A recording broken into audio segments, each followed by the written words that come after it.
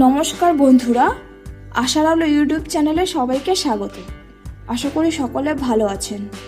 আজ আমি আপনাদেরকে দেখাবো খুব জনপ্রিয় একটা রেসিপি, সর্ষে ইলিশ। সর্ষে ইলিশটা খুব আদিকাল থেকে চলে আসছে। সবাই এই রেসিপিটা পছন্দ করে এবং খেতেও ভালোবাসে। বাঙালির সর্ষে ইলিশ থাকলে আর কিছুই লাগে না। সাদা ভাত আর সর্ষে ইলিশ থাকলে তাহলে তো আর কোনো কথাই নেই। বাঙালির ঘরে ইলিশ মাছ আসবে, অথচ সর্ষে ইলিশ রান্না হবে না, তা কি করে হয়? অবশ্যই এই সর্ষে ইলিশ রান্না করতেই হবে। আজ আমি খুব সহজ পদ্ধতিতে এই সর্ষে ইলিশ রেসিপিটা বানিয়ে দেখাবো। মা ঠাকুমারা যেভাবে হাতে মেখে রান্না করতো, ঠিক সেইভাবে রান্না করার চেষ্টা করব। আশা করি আজকের এই রেসিপিটা আপনাদের সবার ভালো লাগবে। চলুন বন্ধুরা, আর দেরি না করে সর্ষে ইলিশ বানাতে কি কি লাগছে দেখে নিন। আমি এখানে নিয়েছি 2টি ইলিশ মাছ, কালো জিরা, ফোড়ন, আদা বাটা, রসুন বাটা, পেঁয়াজ বাটা, সর্ষে বাটা, পোস্ত বাটা, লঙ্কা গুঁড়ো, হলুদ গুঁড়ো, জিরা ধনের গুঁড়ো, লবণ, কাঁচা লঙ্কা ও সর্ষের তেল। এখন আমি সর্ষে ইলিশ কিভাবে বানাবো সেটা আপনাদেরকে দেখাবো। চলুন বন্ধুরা, দেখে নেওয়া যাক। এখানে আমি 2টো ইলিশ মাছ থেকে 4 পিস ইলিশের টুকরো নিয়েছি, আর নিয়েছি সর্ষে বাটা 2 চামচ। আমি এখানে সাদা সর্ষে নিয়েছি, আপনারা চাইলে কালো সর্ষে ব্যবহার করতে পারেন, কিন্তু কালো সরিষাটা একটু ঝাঁঝালো হয়, তার জন্য সাদা সর্ষে ব্যবহার করা ভালো।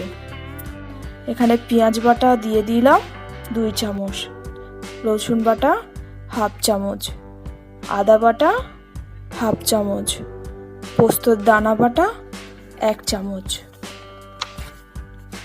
পোস্তর দানাটা অপশনাল, আপনারা চাইলে দিতে পারেন, আবার নাও দিতে পারেন।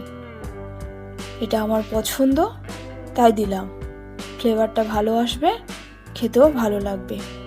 লবণ দিয়ে দিচ্ছি স্বাদ মতো, হলুদের গুঁড়ো 1/2 চামচ, লঙ্কা গুঁড়ো 1/2 চামচ, ধনে জিরার গুঁড়ো 1/2 চামচ, আর দিচ্ছি সর্ষের তেল 1/2 কাপ পরিমাণ মতো। এখানে অবশ্যই সর্ষের তেল ব্যবহার করতে হবে। সর্ষে ইলিশের বৈশিষ্ট্য হচ্ছে সর্ষের তেল। হাত দিয়ে মাছগুলোকে ভালো করে মাখিয়ে নিতে হবে, অবশ্যই হাত দিয়ে মাখাতে হবে।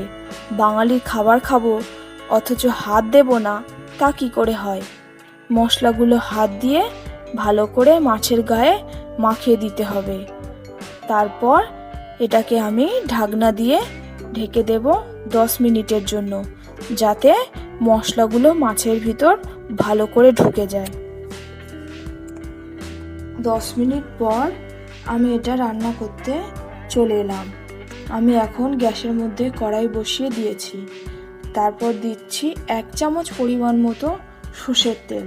এখানে অল্প একটু সর্ষের তেল দিয়েছি, জাস্ট একটু ফোড়ন দেওয়ার জন্য। এখানে আমি কালো জিরা দিয়েছি 1/2 চামচ। কালো জিরা দিলে সর্ষে ইলিশ ভালো লাগে, তাই আমি কালো জিরা ব্যবহার করলাম। আপনারা চাইলে নাও ব্যবহার করতে পারেন।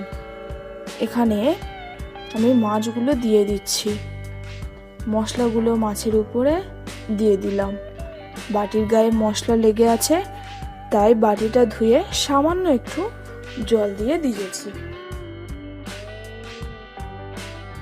রান্নাতে অবশ্যই সব কিছু বাটা মশলা ব্যবহার করতে হবে। পেঁয়াজ কুচি দেওয়া যাবে না, অবশ্যই বাটা দিতে হবে যদি দিতে চান। অনেকে পেঁয়াজ দিতে চায় না সর্ষে ইলিশে, কিন্তু আমার কাছে পেঁয়াজ বাটাটা দিলে ভালো লাগে, তাই দিলাম। আপনারা যদি দিতে চান তাহলে অবশ্যই পেঁয়াজ বাটাটা দেবেন, কুচি পেঁয়াজ দেবেন না। এখন ঢাকা দিয়ে দেব 5 মিনিটের জন্য। এই জলে কিন্তু পুরো রান্নাটা হয়ে যাবে, আর কোনো জল দিতে হবে না। ইলিশ মাছ রান্না করতে খুব বেশি সময় লাগে না, খুবই অল্প সময়ের মধ্যে হয়ে যায়। 5 মিনিট পর ঢাকা খুলে মাছগুলো একটু উল্টে দেব। খুব সাবধানে এটা করতে হবে যাতে মাছগুলো ভেঙে না যায়। একটু বড় সাইজের কড়া নেবেন, তাহলে মাছ রান্না করতে সুবিধা হয়, মাছ ভাঙার সম্ভাবনা থাকে না। দেখুন কালারটা কিন্তু অনেক সুন্দর হয়েছে। আমি কিন্তু আর কোনো জল দিইনি। কাঁচা লঙ্কা দিয়ে দিলাম, ফ্লেভারটা ভালো হবে। কাঁচা লঙ্কা দেওয়ার পর আবার ঢাকা দিয়ে দিচ্ছি 3 থেকে 4 মিনিটের জন্য। ঝোলটা যখন গ্রেভি হয়ে আসবে তখনই বুঝতে হবে এই সর্ষে ইলিশ তৈরি হয়ে গেছে। তেলটা উপরে ভেসে উঠেছে, কালারটা খুবই সুন্দর হয়েছে। হয়ে গেল খুবই টেস্টি সর্ষে ইলিশ। এখন আমি নামিয়ে নেব। খুবই সুন্দর গন্ধ বেরোচ্ছে। আপনারা যখন রান্না করবেন তখন আপনারাও এই গন্ধটা পাবেন। এই যে নামিয়ে নিয়েছি, খুব সুন্দর দেখতে হয়েছে কালারটা এবং খেতেও অনেক টেস্টি হয়েছে। আপনারা বাড়িতে বানিয়ে দেখবেন, অবশ্যই সর্ষে ইলিশ খুবই টেস্টি হবে। গরম গরম ভাতের সাথে পরিবেশন করুন। দারুণ মজার সর্ষে ইলিশ, হাতে মাখানো এই সর্ষে ইলিশ যদি না খেয়ে থাকেন, অবশ্যই বাড়িতে যখন ইলিশ মাছ আসবে এই রেসিপিটা ট্রাই করবেন, দেখবেন খেতে খুবই ভালো লাগবে। এই রেসিপিটা যদি আপনাদের ভালো লাগে অবশ্যই লাইক বা কমেন্ট করে জানাবেন, পারলে শেয়ার করবেন। আরও এরকম নতুন নতুন রেসিপি পেতে আমার চ্যানেলটি সাবস্ক্রাইব করতে ভুলবেন না। আজ তবে এই পর্যন্ত থাক, আবার দেখা হবে নতুন রেসিপিতে। ভালো থাকবেন, সুস্থ থাকবেন, ধন্যবাদ।